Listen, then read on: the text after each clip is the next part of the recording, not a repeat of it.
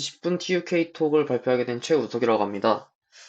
제가 이번에 가져온 주제는 REST API인데요. 이것을 선택하게 된 이유는 REST API는 개발 공부를 하시는 분들한테는 대중적인 요소이긴 하지만 이것에 대한 정확한 의미를 파악하기는 쉽지 않아서 또 저도 그 공부하면서 많은 것을 느끼게 한 요소이기 때문에 가져왔습니다. 먼저 제가 REST API를 공부하게 된 계기에 대해서 설명을 드릴게요. 제가 예전에 개발 공부를 막 시작했을 때 REST API에 대한 내용은 정말 많이 그 기술 문서라든지 아니면 기술 블로그라든지 그런 곳에 많이 나와 있었습니다. 근데 그 REST API에 대해서 정작 알아보기 위해서 그 정의를 한번 검색해 보니 레드햇에서는 REST 아키텍처 기반의 API라고 나와 있었어요. 근데 전 REST 아키텍처를 그때 태어나서 처음 들어봤기 때문에 그때 당시에 제가 속해 있던 오픈 카카오톡 개발자 톡방에 한번 그 질문을 올린 적이 있었습니다. 근데 그때 답변으로 REST API는 아키텍처랑 상관없습니다. 그냥 API 짜는 가이드라인이에요. 라는 답변을 받았었습니다. 사실 어떻게 보면 이게 맞는 말이기도 하지만 저는 이 답변에 상당한 실망감을 느꼈습니다. 왜냐면 저는 공부하는 방식이 단순히 뭐 이것에 대한, 뭐 사용하는 것에 대한, 그러니까 사용하는 기술에 대한 정확한 의미를 파악하지 않은 채 그저 사용법만 익히는 것은 저는 정말 싫어했기 때문에 그때 이 답변을 보고 상당한 실망감을 느끼고 저는 이 톡방을 나오게 됐습니다.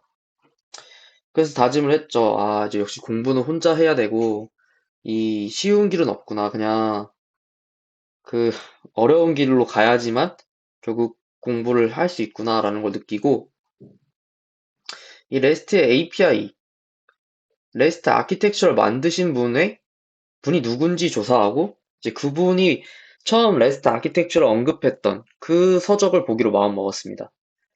그래서 여기 보시면 어쩔 수 없다. 내가 직접 알아본다. 이게 이제 그때 실망감에 빠진 제가 다짐했던 말입니다. 보시면 로이 필딩이라는 분이에요. 이분이 이제 레스트 아키텍처를 이제 대학원 박사 졸업하실 때 박사 논문으로 쓰시면서 이제 세상에 나오게 된 건데 보시면 하이 우석 내가 레스트 만든 사람이야. 논문이나 읽어. 보시면 이 논문에서 처음으로 레스트 아키텍처가 나왔기 때문에 저는 울며 겨자 먹기로 그 논문을 보기로 결심했었습니다. 근데 막상 그 논문을 보려니까 영어로 된 90장짜리 박사급 논문. 아, 이게 정말 어렵더라고요. 그래서 저는 다 읽진 못했습니다. 하지만 필요한 부분을 발췌해서 읽었어요. 하여튼 그때 당시에 제가 어떤 심정이었냐면 이런 심정이었습니다. 눈물이 앞을 가리더라고요. 막상 이제 공부를 하려니까 쉽지 않았지만 그래도 뛰어들기로 마음 먹었습니다. 그래서 레스트 아키텍처는 도대체 무엇인가에 대해서 이제 말을 해보겠습니다. 이제 로이 필딩이 레스트 아키텍처를 논하기 전에 그 레스트 아키텍처는 웹 기반의 기술입니다. 근데 여기서 한 가지 제가 언급하고 싶은 건 웹하고 인터넷 간의 이제 차이를 좀 이제 짚고 넘어가고 싶은데요. 웹은 인터넷 기반의 서비스입니다. 즉, 인터넷이 기반 기술이고 그 위에 웹이 존재하는데 이 웹이 탄생하게 된 계기가 이제 모든 정보를 보다 더 쉽게 관리하도록 하기 위해서 웹이 탄생이 됐어요. 이 설화는 탄생 배경은 팀 버너스가 예전에 이 CERN이라고 이제 썬이라는 물리학 연구소에 재직한 적이 있었는데 그때 당시에 어 아주 수준급의 정보들이 그 연구소에서 만들어지지만 그 연구소에 있는 문서들이 유기적으로 연결되지 못해서 서로 관련된 그 내용들을 찾기 어렵다는 문제가 있었습니다. 그래서 팀 버너스리는 이거를 좀 해소하고자 이제 웹을 만들기로 결심을 했다고 저는 이제 개인적으로 받아들였는데요. 그래서 여기서 한 가지 더 재미있는 점은 팀 버너스리가 웹을 만들 때 인간의 사고방식을 모방했다는 점입니다. 그냥 이건 단순히 재미있자고 하는 얘기인데 사람은 마인웹처럼 약간 방사형으로 퍼져나가듯이 사고를 전개합니다. 하지만 그때 당시에 웹이 존재하기 전에는 이 1페이지, 2페이지, 3페이지 이런 식으로 직선형의 직선형의 형태로 이제 그 정보들이 구성되어 있었어요. 근데 팀 버너3는 이거를 좀 개선하고자 하이퍼링크라는 걸 이용해서 방사형으로 퍼져나가듯이 지식이 구성될 수 있게끔 웹을 구성했습니다. 이렇게 이런 장점들을 가진 웹이지만 이게 사용자가 급증하면서 웹이 급속도로 그 서비스 질이 떨어지게 됩니다. 그 이유는 뭐냐면 사람들이 웹을 쓸 때 일관성 있게 어떤 규칙을 갖고 사용을 해야 되는데 그런 규칙이 없이 막 마구잡이로 사용하다 보니까 이 웹이라는 기술을 통해서 정보들이 유기적으로 구성되지 못하고 오히려 더 파편화되는 현상이 발생됐어요. 즉, URI 같은 경우는 저희가 www.naver.com 이렇게 나오는데 이제 그때 당시엔 이런 URI 규칙조차 없이 막 마구잡이로 자신들만의 규칙으로 URI를 짜다 보니까 이 사람들이 딱 그 URI 간의 규칙이 없으니까 이게 좀 더 생각하기 어려운 거죠. 팀 버너3는 사람들이 보다 더 쉽게 정보에 접근하기 위해서 웹을 발명했는데 그런 원래 목적을 달성하지 못했습니다. 그 이유는 이제 사용자가 이제 4천만 명으로 급등했기 때문이죠. 아주 빠른 시간 안에. 그래서 웹은 그 처음에 목적과 다르게 이 사용자가 급등함에 따라서 붕괴 조짐이 보이기 시작했어요. 이런 붕괴 조짐이 보이기 시작하자 이제 로이 필딩이 그때서야 나섭니다. 아, 웹의 확장성을 어, 얻기 위해서 내가 나서야겠다. 즉 웹이 확장성을 추구하지 못한다는 문제점을 자기가 개선하기 위해서 새로운 기술인 REST 아키텍처를 만들게 된 것입니다. 그리고 그 REST 아키텍처라는 내용을 자신의 박사급 논문에 이제 서술한 거죠. 그래서 이 Architecture Style and Design of Network Based Software Architectures라고 이제 이 논문이 있는데 이 논문 안에 이 REST 아키텍처에 대해서 서술이 되어 있습니다. 이 내용은 전혀 뭐 인터넷하고 관련이 없는 것 같지만 사실은 웹과 관련된 논문이에요. 그래서 REST 아키텍처란 결국은 웹의 확장성을 좌우하는 주요 제약점들을 묶어서 웹의 구조적 스타일이라고 이름을 붙인 것입니다. 즉, 웹이 확장성을 갖기 위해서는 여러 가지 조건이 있는데 그 조건을 묶어서 하나의 스타일로서 명령한 것이 REST 아키텍처입니다. 첫 번째로 클라이언트 서버라는 조건이 있고, 그 다음 유니폼 인터페이스, 레이어드 시스템, 캐시, 스테이트레스, 코드 온 디맨드. 이렇게 크게 여섯 가지 제약 사항이 있고, 첫 번째 클라이언트 서버 같은 경우는 대부분 다 아실 거예요. 이거 같은 경우는 시스템의 부하를 분산하기 위해서, 이런 구조를 띠게 되는데요. 이게 제가 예시를 한번 들어보고 싶어요. 만약에, 식당을 열었는데, 그 식당, 제가 사장인 거죠. 근데 한 번 왔던 손님은 반드시 기억해야만 다음번에 올 수 있다고 가정을 해봅시다. 그러면 그 식당은, 어, 사장님이 아무리 천재여도 한 30명 이상을 암기하기 힘들 거예요. 어떤 사람들이 왔는지, 그 사람들의 특성이 무엇인지.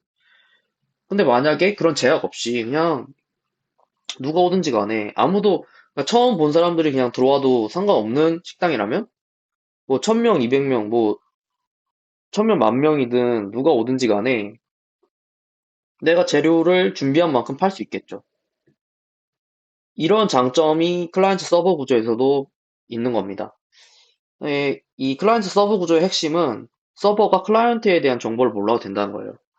아까도 예시를 들었듯이 만약에 서버가 클라이언트에 대한 정보를 기억해야 한다면 이 서버가 자신의 성능을 발휘하기가 조금 어려운 상황이 됩니다. 그래서 철저히 클라이언트는 클라이언트만의 일을 하고 서버는 서버만의 일을 하고 둘 간에 이제 아무런 간섭이 없게끔 관심사를 분리해 놓은 구조. 이 구조를 통해서 이제 웹의 확장성을 추구한다는 것이 첫 번째 클라이언트 서버 구조였고요. 이 유니폼 인터페이스 같은 경우는 어디서든지 자원에 접근할 수 있는 어떤 규칙들을 얘기하는 건데요. 그냥 단적인 예를 들어서 URI 같은 겁니다. URI 같은 경우는 이제 모든 자원에 붙게 돼요. 그 URI 이름이. 그래서 사용자는 그 URI를 통해서 모든 자원에 접근할 수 있어야 됩니다. 이런 걸 유니폼 인터페이스라고 하는데요. 근데 사실 유니폼 인터페이스는 세부적으로 몇 가지 조건들이 더 있습니다. 근데 그걸 다 정확하게 이해하기는 사실 어려워요. 이 REST 아키텍처 자체가 저도 사실 100% 이해했다고 말씀드리긴 어렵지만 어려울 정도로 이 내용이 좀 방대하거든요. 그래서 저는 좀 간략하게 얘기했다는 점을 좀 알아주셨으면 좋겠고, 레이어드 시스템 같은 경우도 사실 이제 시스템 구성할 때 3티어 아키텍처라고 하죠. 뭐 단적으로 예를 들면 3티어 아키텍처인데, 이 클라이언트, 서버, DB 이런 식으로 시스템이 레이어가 존재해서 어, 구성이 된다는 거예요. 이것도 마찬가지로 관심사 분리, 좀 시스템 부활을 위한 조건이라고 생각을 하고 있습니다. 근데 이렇게 레이어가 있다면, 레이어가 만약에 깊어진다면, DB는 가장 레이어 끝단에 존재하거든요. 어떤 정보를 요청할 때 항상 그 레이어 끝단까지 가야 된다면 문제가 발생하겠죠. 그렇기 때문에 캐시라는 것을 사용합니다. 레이어 중간마다 캐시라는 걸 저장해 놓아서 만약에 내가 최근에 사용한 정보가 캐시에 저장돼 있다. 그러니까 최근에 사용한 정보들을 캐시에 저장해 두거든요. 이 데이터 접근성이라는 게 있기 때문에 한번 최근에 사용했던 데이터는 금방 사용할 것이라는 이제 전제를 바탕으로 캐시에 어떤 조그만 캐시에 조그만 저장소에 데이터를 저장해 두는데 이런 경우에 캐시가 존재하면 항상 DB로 갈 필요가 없어지는 거죠. 즉 레이어가 깊더라도 항상 DB까지 갈 필요 없이 그 레이어 중간중간마다 캐시가 존재해서 그 레이어 뒷단으로 넘어가지 않아도 캐시에서 그 레이어 중간에 있는 캐시에서 데이터를 가져올 수 있는 이런 이점이 있습니다. 그래서 캐시란 그런 이점을 갖고 있는 데이터 저장소라고 보시면 되고 스테이트레스는 클라이언트 서버랑 오히려 관련이 있을 것 같아요. 스테이트레스와 스테이트풀이라는 단어가 있는데 이 뜻은 어떤 요청 HTTP 프로토콜이 스테이트레스 하다고 하거든요. 근데 이 뜻이 뭐냐면 내가 어떤 요청을 서버에 보냈을 때 그 서버는 그 요청을 이해할 때 전에 왔던 요청을 필요로 하지 않을 때 스테이트레스라고 합니다. 이런 식으로 이제 프로토콜이 구현이 되면 아까 말씀드렸듯이 클라이언트 서버 구조가 좀 더 구현되기 쉬운 거죠.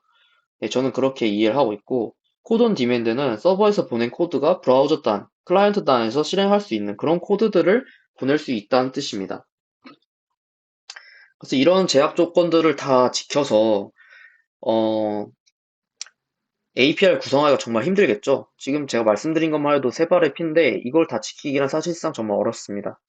그래서 어, 이 기반에 그럼 아까도 말씀드렸듯이 레스트 아키텍처를 기반으로 하고 있는 API들을 레스트 API라고 하고 있는데 이제 저희는 레스트 아키텍처에 대해서 배웠어요. 제가 말씀을 드렸죠. 그럼 레스트 API란 도대체 뭘까요? 이제 그것에 대해서 한번 알아보겠습니다. REST API는 RESTful API라고도 하는데 REST 아키텍처 스타일의 제약 조건을 준수하는 API라고 보시면 돼요. 그렇다면 근데 사실 이제 문제가 그 로이 필딩이 REST 아키텍처만 정의를 했지 REST API에 대해서는 전혀 정의하지를 않았습니다. 그래서 개발자들, 엔지니어들이 그럼 REST API란 뭔가 이것에 대한 이제 베스트 프랙티스를 추구하고자 많은 담론이 오고 갔는데 그 담론 중에 하나가 바로 이제 CMIS입니다. 이 마이크로소프트하고 IBM이 우리도 한번 REST API를 만들어 보자 해서 만든 게 CMIS예요. 근데 로이 필딩이 이런 말을 하죠. No REST in CMIS. CMIS에는 REST API가 전혀 없다는 뜻입니다. 즉 제가 여기서 말씀드리고 싶은 거는 마이크로소프트하고 IBM이라는 엄청난 기업에서도 REST API에 대한 이해를 잘 하지 못했던 거예요. 저는 이런 과정을 통해서 험난한 REST API로의 여정이라 써놨는데 그만큼 REST API가 추가하기 어렵다. 막상 우리가 REST API라고 부르는 API들이 사실상 REST API가 아니고 HTTP API다. 그런 걸 제가 좀 어필하고 싶어서 이런 걸 넣었습니다. 사실 마이크로소프트는 한 번 더 도전을 했었어요. REST API 가이드라인을 이제 구축하기 위해서 한 번 더 도전을 했는데 로이 필딩이 또 한 번 이제 아니라고 또 어, 선언을 해버립니다.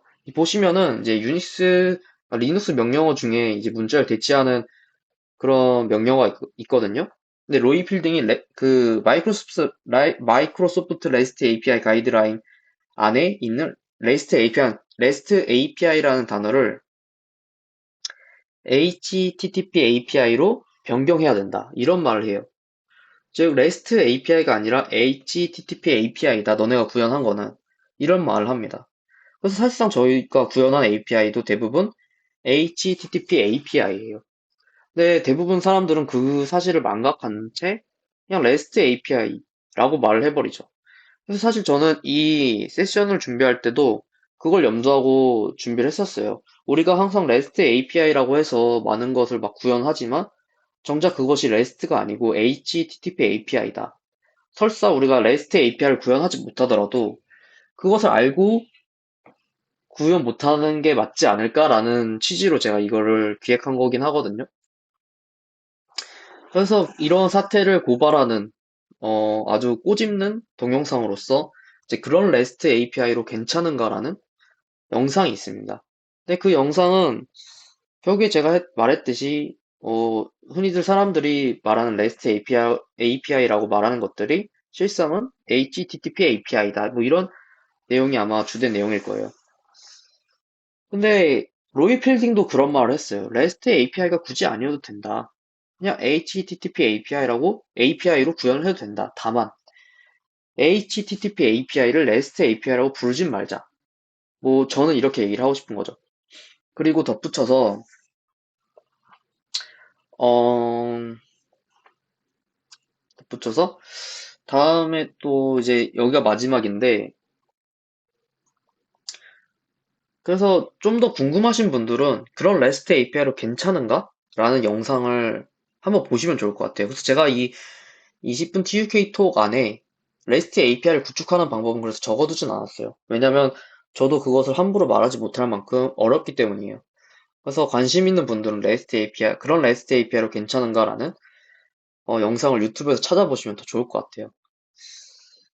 제가 뭐 REST API에 대해서 뭐 설명을 드리진 않고 어떤 방식으로 이제 어떤 역사를 갖고 이 기술이 탄생하게 되었고 발전하게 되었는지 언급드리면서 HTTP API와 REST API를 서로 구분하자라고 이제 얘기를 드리고 싶었던 게 이 세션의 취지입니다. 저의 이제 목적이고요. 그럼 이제 여기까지 들어주셔서 정말 감사드립니다. 언제든지 저한테 궁금하신 점 있으면 저한테 따로 연락 주시면 제가 성심성의껏 대답해 드리도록 할게요. 감사합니다.